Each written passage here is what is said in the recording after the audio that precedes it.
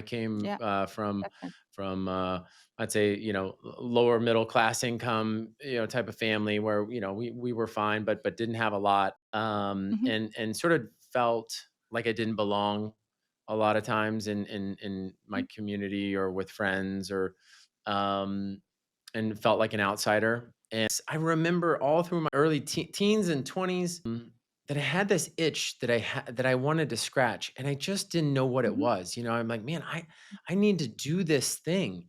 yeah, It was all wound up in me, but I didn't really know what it was, and I didn't even really understand entrepreneurship. I didn't know how to start a tech company. No one in my family was an entrepreneur. I was working at Intel in these cubicles, and I was climbing up the walls in my brain, like I mhm, can't do mhm, this. yeah, Um, and when I was 25 or 26, I still didn't know how to start a company. So I had to mhm, do something, and someone said, "Well, go back mhm, to business school." And I'm like, "I'll do anything to just change it up. I can't mhm, be stagnant here." And I ended up traveling around the world ahead of that, and then went to business school. I did a stint in venture capital as an associate. Didn't really solve mhm, anything.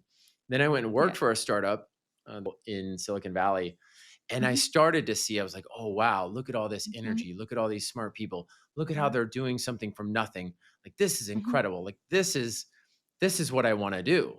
And I yeah, was 28, 29 at the time, and then I got fired from that job that I mhm, loved, and so yet again I didn't belong. But it was really great. It took me a decade. I knew what I was meant to do earlier, but I didn't know how to do it. And then I started mhm. to slowly find the process and the tools and the people to create that first company.